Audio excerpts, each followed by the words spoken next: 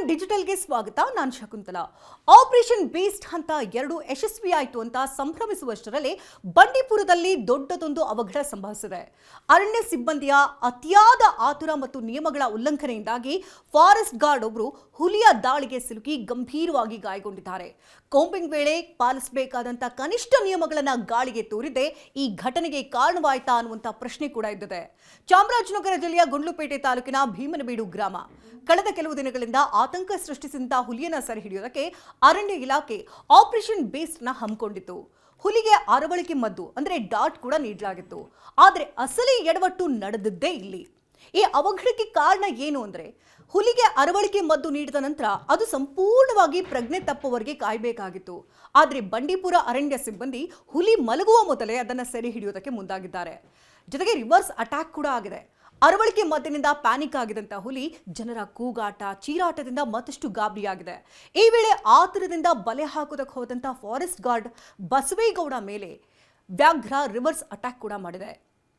ಇನ್ನು ಹುಲಿಯ ಒಂದೇ ಒಂದು ಏಟಿಗೆ ಬಸವೇಗೌಡ ಅವರ ಕೈಗೆ ಗಂಭೀರವಾದಂತಹ ಗಾಯಗಳಾಗಿದ್ದು ತಕ್ಷಣವೇ ಅವರನ್ನ ಗುಂಡ್ಲುಪೇಟೆ ಆಸ್ಪತ್ರೆಗೆ ದಾಖಲಿಸಲಾಯಿತು.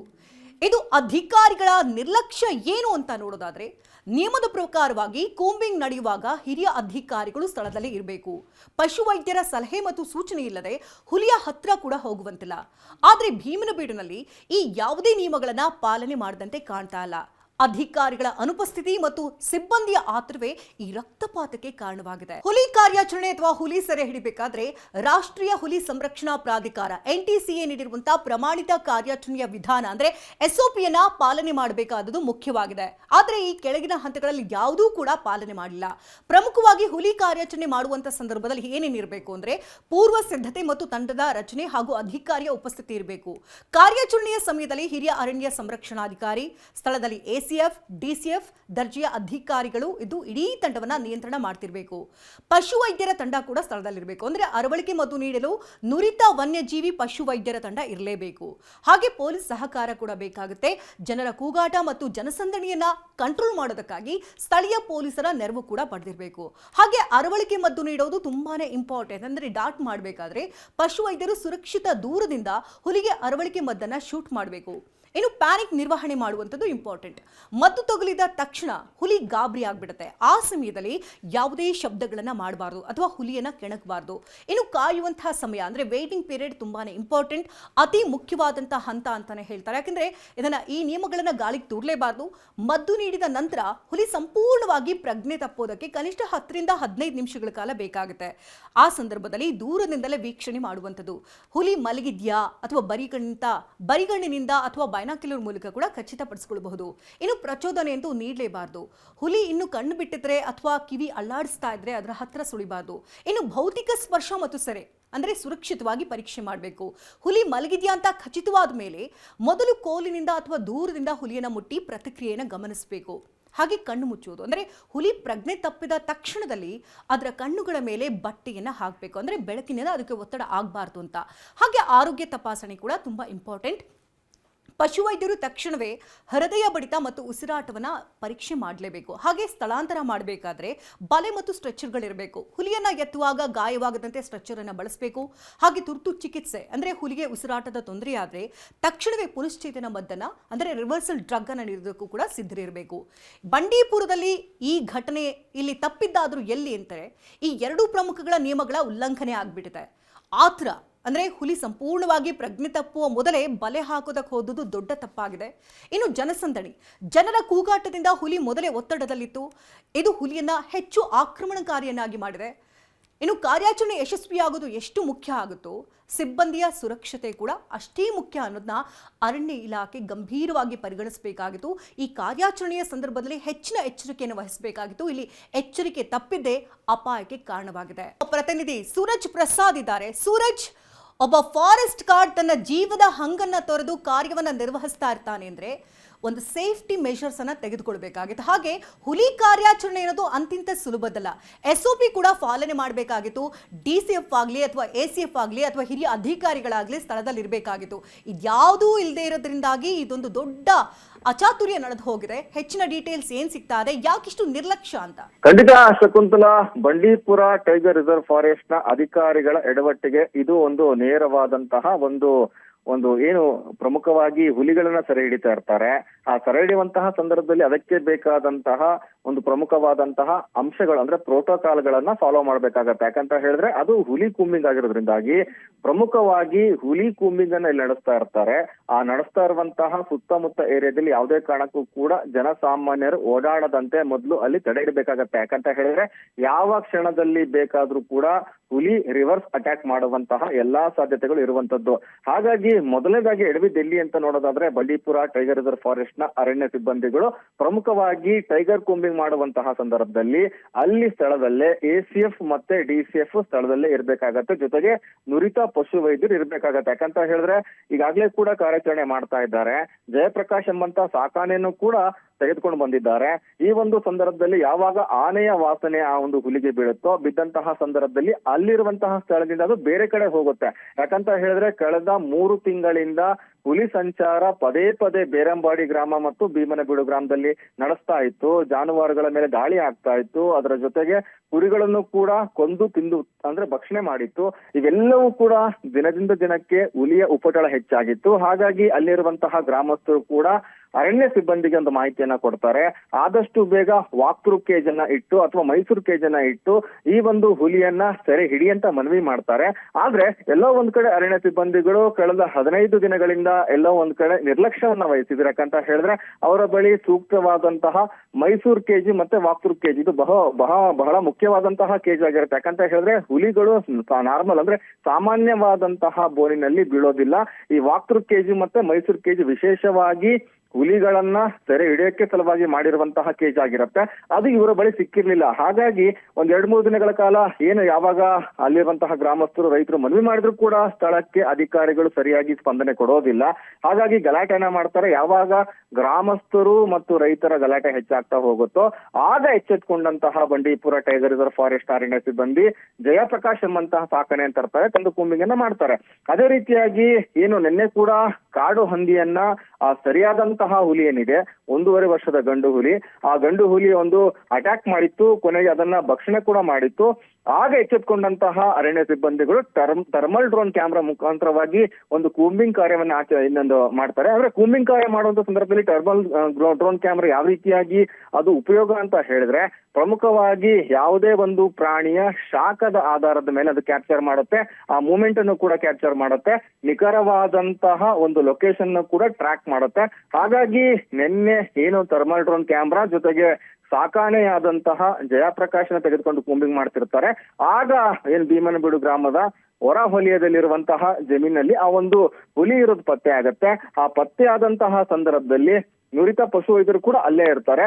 ಆ ಒಂದು ಹುಲಿಗೆ ಡಾಟ್ ಅನ್ನ ಮಾಡ್ತಾರೆ. ಅಂದ್ರೆ ಅರವಳಿಕೆ ಮದ್ದನ್ನ ನೀಡ್ತಾರೆ. ಅರವಳಿಕೆ ಮದ್ದು ನೀಡ್ತಾ ಇದ್ದಂತೆ ಆ ಹುಲಿ ಕೂಡ ಪ್ಯಾನಿಕ್ ಆಗತ್ತೆ. ತಕ್ಷಣವೇ ಅಲ್ಲಿರುವಂತಹ ಸ್ಥಳದಿಂದ ಜಮೀನ ಒಳಗಡೆ ನುಗ್ಗುತ್ತೆ. ಯಾವಾಗ ಹುಲಿಯನ್ನ ಅಲ್ಲಿರುವಂತಹ ಅರಣ್ಯಾಧಿಕಾರಿಗಳು ಪಶು ವೈದ್ಯರು ಮತ್ತೆ ಸ್ಥಳೀಯರು ಗ್ರಾಮಸ್ಥರು ನೋಡ್ತಾರೆ. ನೋಡಿದ ತಕ್ಷಣವೇ ಗ್ರಾಮಸ್ಥರಲ್ಲೂ ಕೂಡ ಹೆಚ್ಚು ಕಡಿಮೆ ಒಂದು 100ರಿಂದ 150 ಜನರು ಕೂಡ ಒಮ್ಮೆಲೆ ಹುಲಿಯನ್ನ ಅಟ್ಟಿಸ್ಕೊಂಡು ಹೋಗ್ತಾರೆ. ಯಾವಾಗ ಗ್ರಾಮಸ್ಥರು ಅಲ್ಲಿರುವಂತಹ ಏನು ಅರಣ್ಯಾಧಿಕಾರಿಗಳನ್ನ ಬಿಟ್ಟು ನುಗ್ತಾರೆ, ನುಗ್ಗಿದಂತಹ ಸಂದರ್ಭದಲ್ಲಿ ಹುಲಿ ಕೂಡ ಸಾಕಷ್ಟು ಗಾಬರಿ ಆಗತ್ತೆ. ಗಾಬರಿ ಆದಂತಹ ಸಂದರ್ಭದಲ್ಲಿ ಅಲ್ಲಿರುವಂತಹ ACF DCF ಸ್ಥಳೀಯ ಪೊಲೀಸ್ ಅಧಿಕಾರಿಗಳ ಒಂದು ಸಹಾಯದೊಂದಿಗೆ ಆ ಜನರನ್ನ ಅವಾಯ್ಡ್ ಮಾಡ್ಬೇಕಾಗಿತ್ತು. ಯಾರು ಕೂಡ ಕೂಂಬಿಂಗ್ ನಡೀತಿರುವಂತಹ ಸ್ಥಳಕ್ಕೆ ಬರೋಕ್ಕೆ ಅವಕಾಶವನ್ನ ಕೊಡಬಾರ್ದಾಗಿತ್ತು. ಆದ್ರೆ ಅದು ಯಾವ್ದನ್ನು ಕೂಡ ಇವರು ಪ್ರೋಟೋಕಾಲ್ ಅನ್ನ ಫಾಲೋ ಮಾಡೋದೇ ಇಲ್ಲ. ತಕ್ಷಣವೇ ಯಾವಾಗ ಅಲ್ಲಿರುವಂತಹ ಗ್ರಾಮಸ್ಥರು ನುಗ್ತಾರೆ, ಅಲ್ಲಿರುವಂತಹ ಏನು ಬಸವೇಗೌಡ ಎಂಬಂತಹ ಫಾರೆಸ್ಟ್ ಗಾರ್ಡ್ ಕೂಡ ಇರ್ತಾನೆ. ಆತ ಬಲೆನ ತೆಗೆದುಕೊಂಡು ಹೋಗಿ ಹುಲಿ ಇನ್ನೂ ಕೂಡ ಪ್ರಜ್ಞೆ ತಪ್ಪುವ ಮುಂಚೆಯೇ ಒಂದು ಆ ಹುಲಿಗೆ ಒಂದು ಏನು ತಂದಂತಹ ಒಂದು ಬಲೆ ಇರುತ್ತೆ ಅದನ್ನ ಹಾಕಕ್ಕೆ ಹೋಗ್ತಾನೆ. ಹಾಕಕ್ಕೆ ಹೋದಂತಹ ಸಂದರ್ಭದಲ್ಲಿ ಆ ಒಂದು ಹುಲಿ ರಿವರ್ಸ್ ಅಟ್ಯಾಕ್ ಮಾಡುತ್ತೆ. ರಿವರ್ಸ್ ಅಟ್ಯಾಕ್ ಮಾಡದಂತಹ ಸಂದರ್ಭದಲ್ಲಿ ಆ ಬಸವೇಗೌಡ ಏನಿದ್ದಾನೆ ಫಾರೆಸ್ಟ್ ಅಟ್ಯಾಕ್ ಮಾಡೋದು ಸಹಜ. ಆದ್ರೆ ಅದಕ್ಕೆ ಡಾಟ್ ಮಾಡಾದ್ಮೇಲೆ 10ರಿಂದ 15 ನಿಮಿಷಗಳ ಕಾಲ ಕಾಯ್ಬೇಕಾಗಿತ್ತಲ್ವಾ? ಇವ್ರಿಗೆ ಸೂಚನೆ ಕೊಟ್ಟಿದ್ಯಾರೋ ಅದಕ್ಕೆ ಮತ್ತೆ ಅದನ್ನ ಹಿಡಿಬೇಕು ಅಂತ? ಆ ಸಂದರ್ಭದಲ್ಲಿ ಡಾಟ್ ಮಾಡಾದ್ಮೇಲೆ ಯಾಕೆ ಅದನ್ನ ಪರೀಕ್ಷೆ ಮಾಡ್ಲಿಲ್ಲ ಅಂತ? ಶಕುಂತಲಾ, ಫಸ್ಟ್ ಆಫ್ ಆಲ್ ಯಾವುದೇ ಒಂದು ಪ್ರಾಣಿಗೆ ಒಂದು ಡಾಟ್ ಮಾಡಿದಂತಹ ಸಂದರ್ಭದಲ್ಲಿ ಅರವಳಿಕೆ ಮದ್ದನ್ನು ನೀಡಿದಂತಹ ಸಂದರ್ಭದಲ್ಲಿ ಅದಕ್ಕೆ 10ರಿಂದ 15 ನಿಮಿಷಗಳ ಕಾಲ ಕಾಯ್ಬೇಕಾಗತ್ತೆ. ಯಾಕಂತ ಹೇಳಿದ್ರೆ ಸಂಪೂರ್ಣವಾದ ಅದು ಕೊಲಾಪ್ಸ್ ಆಗ್ಬೇಕಾಗತ್ತೆ. ಸಂಪೂರ್ಣವಾಗಿ ಅದು ಕೆಳಗೆ ಒಂದು ಪ್ರಜ್ಞೆನ ತಪ್ಪಿ ಬೀಳ್ಬೇಕಾಗತ್ತೆ. ಅದಾದ ಬಳಿಕ ನುರಿತ ಪಶು ವೈದ್ಯರ ಜೊತೆಗೆ ಹಿರಿಯ ಅಧಿಕಾರಿಗಳು ಅವರಿಗೆ ಆದಂತಹ ವೆಪನ್ಗಳಿರುತ್ತೆ. ಆ ವೆಪನ್ಗಳನ್ನ ತೆಗೆದುಕೊಂಡು ಹೋಗಿ ಮೊದಲು ಬಲೆಯನ್ನ ಹಾಕಿ ಅದರ ಕಣ್ಣನ್ನ ಮುಚ್ಚಿ ಅದು ಸಂಪೂರ್ಣವಾಗಿ ನಿತ್ರಾಣವಾಗಿದೆ, ಅದಕ್ಕೆ ಪ್ರಜ್ಞೆ ಇಲ್ಲ ಅಂದಂತ ಸಂದರ್ಭದಲ್ಲಿ ಮೊದಲಿಗೆ ಚೆಕ್ ಮಾಡ್ಬೇಕಾಗಿರುವಂತದ್ದು ಅದರ ಆರೋಗ್ಯದ ಸಮಸ್ಯೆ ಏನಾದ್ರು ಇದೆಯಾ ಅಂತ ಹೇಳಿ, ಅದು ಹಾರ್ಟ್ ಬೀಟ್ ಆಗಿರ್ಬೋದು, ಮತ್ತೆ ಅದರ ಬ್ಲಡ್ ಸ್ಯಾಂಪಲ್ಸ್ ಅನ್ನು ಕೂಡ ಕಲೆಕ್ಟ್ ಮಾಡ್ಕೊಂತಾರೆ, ಮತ್ತೆ ಅದು ಎಷ್ಟು ವರ್ಷದ ಒಂದು ವಯೋಮಾನದ ಪ್ರಾಣಿ ಅಂತಾನು ಕೂಡ ಒಂದು ಮಾಹಿತಿಯನ್ನ ಕಲೆ ಹಾಕ್ತಾರೆ.